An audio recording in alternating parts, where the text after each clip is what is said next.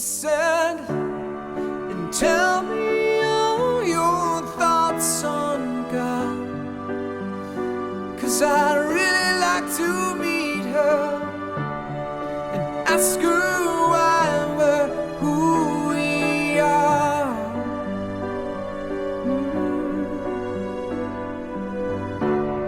And tell me all your thoughts on God, 'cause I'm on my way to see her. So tell me, am I very far? Am I very far now? Am I very far now?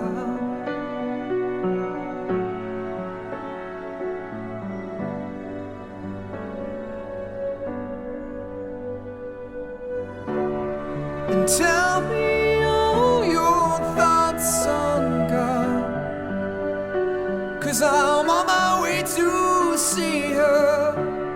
So tell me, am I very far? Am I very far now?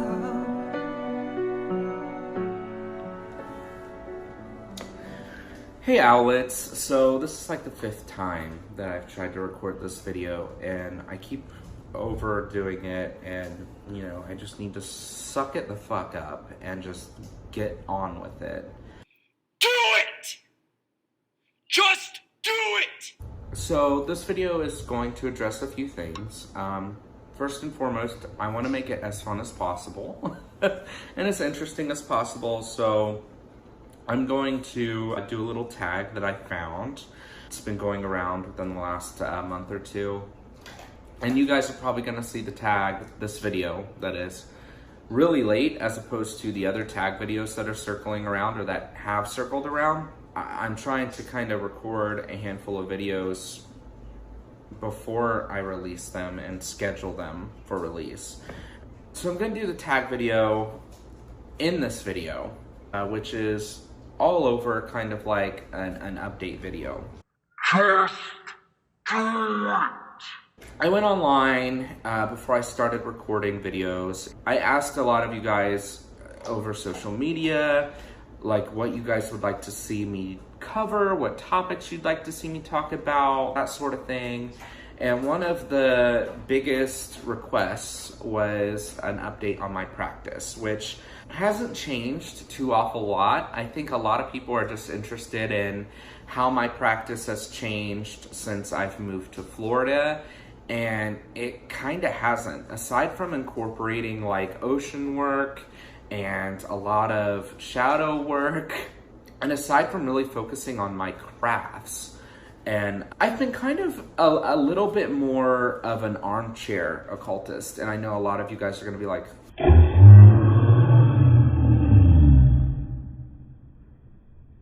you said that word.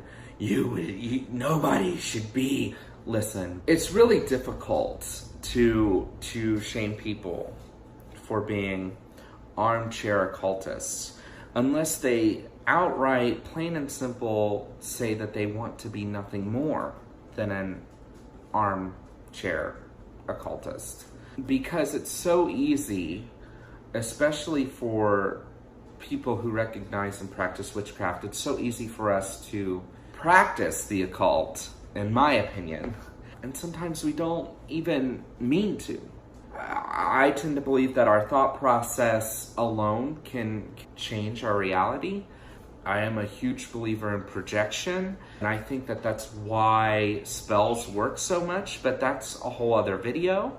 Let's not get into all that. Okay. The reason why I say I feel like I've been more of an armchair occultist is because my practice has not been as active, as far as physically active, as I'd like it to be. You know, I haven't had an altar that I could go to officially and sit down and meditate and do workings with for over a year, over almost 2 years. It's been difficult, but you know, I have to change to accommodate my space that I have allowable. We recently moved, so now I have space to do things. So, you know, I'm gonna get back into the action of things. And I'm really excited to really show you guys how my practice has changed. It's just difficult to do that and explain how it's changed during a sit-down one-on-one video, which is why I wanted to do this tag, and it's super fabulous. Yes, so back on track, Nathan, stop rambling. It's the Get to Know Your Witches tag, and it was done by Little Cosmic Crow. I'm not really sure how long she's been doing YouTube videos, but I discovered the tag and her through Kelly Ann Maddox's me English, darling. By means of Kelly Ann Maddox and her channel. So definitely check out Kelly Ann Maddox's video. I'll link it into this video or in the description bar below. And I'll do the same thing with Little Cosmic Crow's channel. Without further ado, let's go ahead and start this fun little tag. First question is, does your sun sign or zodiac sign portray you correctly? If not, do your other planetary signs? Yes, I believe my sun sign portrays me to a T. Cancer and proud. You know, Cancers are really known for being moody and crabby. Of course not. What are you talking about, Ray? I'll bet you and your big mouth made her leave. Serena's a ghost. Serena's not. Serena's a crybaby. I'm tired of always being accused of acting like an idiot. I'm more mature than you. Get real. I've been like that. I try and portray as nice of an energy as I can. Was with my hair today. To, you know, those around me and to my friends and everything else, but sometimes I'm just a crank ass and, you know, I'm a crab and it happens. Especially with the new moon being in Cancer, I believe it was, and also now we're going through retrograde again. A second question on the tag is, what songs bring you the most magical vibes? And this one's kind of difficult to answer with just one, you know, a handful. But I think a lot of people have already mentioned Fleetwood Mac, so I'm just gonna go ahead and take that off right off the bat and say, well, duh. I know she's getting really popular lately, but Aurora, basically everything by Aurora, I absolutely love. I mean, I can go places when I listen to Aurora. Like, it kind of makes you feel your root chakra a lot if you really get into it and really just sit down with some headphones in and just like rock out. There's also a few other ones that I want to mention that I don't think people may mention or may relate to. Seven Bridges Road, a song by the Eagles. You know, the Eagles, I mean, yeah, they have Witchy Woman and, you know, stuff like that, but just something about Seven Bridges Road, especially living in the South now, just kind of like vibes with the energy. Like, I relate that to some of the spirit activity down here and some of the just vibes of the land, and really love that one. Gets me in a mood a lot. Ariana Grande, I know a lot of people are probably like, God as a Woman, obviously, is super witchy. Some of her music just makes me feel good, so there's that as well. And there's a few other things that I can mention. I mean, music is like huge for a lot of people, but we're gonna just go ahead and move on. Number 3, which one of your deities, guides, ancestors is most sarcastic with you? If this doesn't apply to you, which of your tarot or oracle decks is it? Well, I don't read tarot, and I don't use oracle as much as I used to. As far as deities, if any of you know or have watched any of my past videos, my matron is the Morrigu, who I associate with 3 different faces. But the Morrigu, or Morgan, as a whole, is definitely very sarcastic. Sometimes it's like deciphering it is like coming up with some of the dumbest shit. Like, and that's what's kind of difficult, is half the time you don't know, like, okay, is this funny? Am I endangered? Should I be shook right now? Number 4, biggest witchy mess up or misinterpretation. Spells have gone awry. Dreams have been misinterpreted. I would say just listening to warning signs, listening to signs from deity or spirit guides. You know, I think a lot of us go through that sometimes, that whole like, okay, is it just me? Is this biased? That sort of thing. I also think that the big witchy mess up for me is not taking the opportunity to change things that I should realize I have the right to change. Not so much not taking responsibility, because I do take responsibility, but not putting my practice to use enough. Again, the whole guilt of feeling like an armchair occultist, you know? Number 5, would you write a book on your craft or spirituality? English words. Why? If you already have, what were your challenges in doing so? I don't know if I would write a book. I think YouTube would be kind of the biggest thing for me. I don't know. We'll see. Who knows what the future holds? Number 6, if someone wanted to summon you to their circle, what 5 items would they need? Green and or sweet tea, probably green tea. Country fried chicken steak, or like chicken fingers or something like of that nature. Why am I just thinking of food? Candles, obviously. Some good music, maybe some Fleetwood Mac. Because I'm always drawn to Fleetwood or Stevie. An owl, some Harry Potter books. I mean, there's so many things that you could have. A hagstone, a caring nature. I think that's about 5. That's over 5, so we'll be good with that. 7th question is, if you were a ghost, what place would you haunt? None. I don't want to be a ghost. I want to move the fuck on and get over with it. But if I had to be a ghost, and if I had to haunt someplace, I'd want to haunt an art studio. Just somewhere where I could be entertained by watching people create, and maybe I could inspire people somehow with my ghosty abilities to have someone create stuff. And also it would just be, there would consistently be something happening, I feel like, in an artist's studio. So I would never get bored. I would just continuously watch to see what people would create right there in front of me. And number 8, what is the funniest way someone has reacted to finding out you are a witch? I don't necessarily walk up to people and say, hey, by the way, I'm a witch. People just kind of find out for themselves. Either they see my pentacle and my hagstone, and they put 2 and 2 together. They'll see my triquetra, and they'll put 2 and 2 together.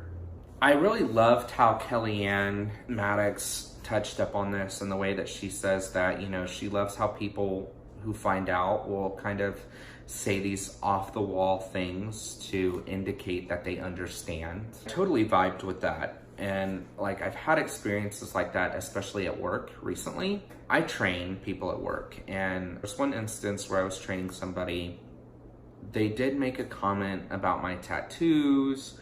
Then they proceeded to tell me a story. You know, you always hear about someone's aunt or uncle or grandmother or grandfather who practiced. That's exactly what it was. It was that whole situation. I've also just gotten people like just see my tattoo and not mention it, but also like you can tell that they were fixed on it. I mean, it's my arm. I can tell when somebody's staring at my arm. Somebody at work was like, you know, I said, well, you know, bye-bye, bye Felicia or something. And they were like, yeah, bye Felicia, blessed be, kind of assuming that it was cool to say or whatever. But I mean, I didn't hate them for it. I wasn't mad, but it was just like, Really, guys? Really? again, without me telling people that I'm a witch. I don't just walk around saying, yeah, I'm a witch. But if I'm asked, like, hey, are you into this? I'm like, Yeah, that's my vibe, you know? One of the funniest things that ever happened to me was actually back in high school. I've been practicing for a long time. I got into it really, really young. In high school, I was well known for being the witchy kid, the weird kid, the Harry Potter kid, the just strange. I was not so much popular, I was infamous, I guess. Not in a bad way. I don't think I was a bad person or a bad kid. You've got somebody in the hallway and they say, oh, don't make him mad. He'll cast a spell on you, yada, yada, yada. I would always laugh at those situations. At least 9 times out of 10 I would. There was one situation in high school, and it was summer, so we weren't even in school. and there were some older students who I went to school with, and I was hanging out at a county fair with a handful of friends. I was stopped by these older kids whom I knew by association, but you know, we weren't like friends or anything like that. Didn't really know them, you know what I mean? They asked me if I knew a specific person in one of my classes that I had had the past year. At first I didn't know who they were talking about because, y'all, I'm not good with names. He's not good. My friend had to be like, Yeah, you know them. You know him.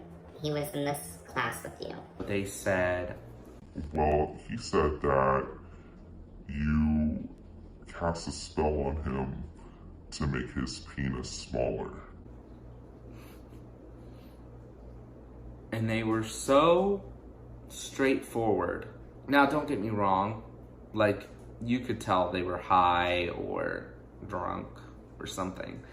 Legitimately asking me this question: if I made his penis smaller. On the one hand, when you get a question like this in high school, you're thinking, what the fuck? Are they fucking with me? Is this a chance to poke fun at me? I mean, it's kind of disrespectful. And I was just like, no, I didn't. And they were like, Well, could you? I don't know, I haven't tried it. Like, I was just honest. Well, could you make someone's penis bigger?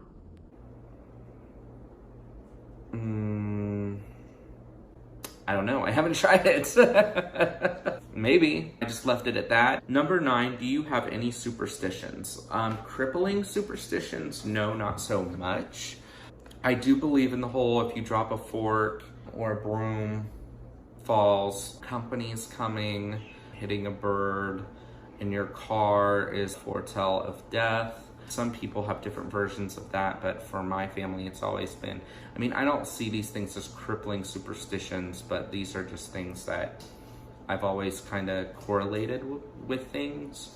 Number 10, if you could possess any fantasy magic, what would your power be? I'd want to orb, like in Charmed. Also, Zapparate, like in Harry Potter, because they're basically the same thing. If you've been watching the new Charmed series, the orbing is the same. Only Harry orbs, which is interesting. So I can go wherever I want to, whenever I want to, and not have to worry about gas prices and tickets to fly, stuff like that. That'd be super great and make my trips so much cheaper. And also the power to freeze time, like in Charmed, period. I think that would be fucking amazing. You could literally freeze time, sleep, or take a nap. Like, you'd never run out of time. Never. Number 11, what is something random on your altar? Well, darling, since I don't have a standing altar right now, I'm kind of using my workspace as an altar. So I have my magic working candle, I have some crystals there. But as far as randomness goes, I do have like a mirror, a reflective peace sign. That's pretty random. It used to go in our living room, and Josh decided he didn't want it in the living room this time because we have a theme that we're sticking with. So now it's on my altar. Why? Or my workspace. Why? I don't know. It just is. He put it there and I was like, that actually looks pretty good there. So I kept it there. Number 12, if one of the YouTubers you watched was a genie and they could grant you 3 wishes within their power, what would it be and what wishes? Can't be for more wishes. Of course, it never can, which I think is cheap. I like Jeffree Star. Josh and I are recently getting to be really good followers of him. Shane Dawson recently has really been kind of amazing to watch. I've always kind of really loved his comedy and work as a kid, and now like as an adult, it's really amazing to see him do such interesting pieces. If I could just meet them as a genie, that would be pretty bomb. Tequila is a really good favorite witchy YouTuber. I would just want to spend the day with her and learn as much as I can from her. I mean, I guess if Jeffree Star was a genie and if I had wishes, I would wish for every makeup palette because it's just fun. And also, I would wish for a vacation home on every coast, at least one in the north, one in the south. I don't know if he could afford that, but I mean, if he can, and if it's a wish. I mean, they're wishes, so they have power, so. And also friendship. I'd want to be his friend. I don't wish for a lot, really. Are you sure? Yes. Are you sure about that? Number 13, if you could instantly become an expert in any part of your craft or spirituality, what would it be? Mediumship. I would want to become an expert in mediumship because it's something that I'm trying to work on now. And if I could just instantly become an expert, it would be great. When you die, what do you think will happen to you or your soul? I believe in reincarnation to a certain extent. On a personal and deep note, I really, really hope that I don't choose to reincarnate again, unless it's for a really, really fucking good reason. I really hope I get the choice to be a house cat with a good home. They don't stress out as much as dogs do. I want to reincarnate into one of my cats, at least, because they don't stress. They just sit around all day and do whatever the fuck they want. That's what I hope happens when I die. But no, I do believe in reincarnation. I believe that you get a certain point in your afterlife in which you can decide what happens to you. I mean, I don't know what's gonna happen, but that's what I believe. I believe you have choices just as much after death as you do in life. Shit, I lost my place. 15, last question. Where do you see yourself spiritually in the next 5 years? Hopefully a lot more evolved. I'm hoping to have a better connection with people spiritually than what I do now, I guess. I really want to have a larger network of spiritual friendships. Hopefully I have a larger plethora of people to chat to about some of my experiences. I also hope to be a little more seasoned, of course, just naturally seasoned in the craft that I do. That's basically that. I have a lot of editing to do, and I want to thank you guys for watching. And if you guys have any other questions for me or suggestions, go ahead and put them in the comment section so I can look over them. I try and respond and look at all of the comments as much as I can. So definitely do that. If you have any suggestions or questions, you can also feel free to email me. I'll have my email and my personal links down below, and I also now have Twitter, so that's great too. I hope you guys enjoyed this tag. If you haven't done it already, please do it. If you're a YouTuber, a YouTube friend who hasn't made any videos for a while, do the tag, even if it's just, something that you're only gonna do once and you're not really gonna get back into doing videos. A lot of us would like to see your face. So just say hi, make the tag. Do it. And I want to thank Kaylee and Maddox for bringing this tag to my attention. And I also want to thank the Little Cosmic Crow for creating such a pretty cool tag. So thank you guys, love you, and I will see you all later. Bye.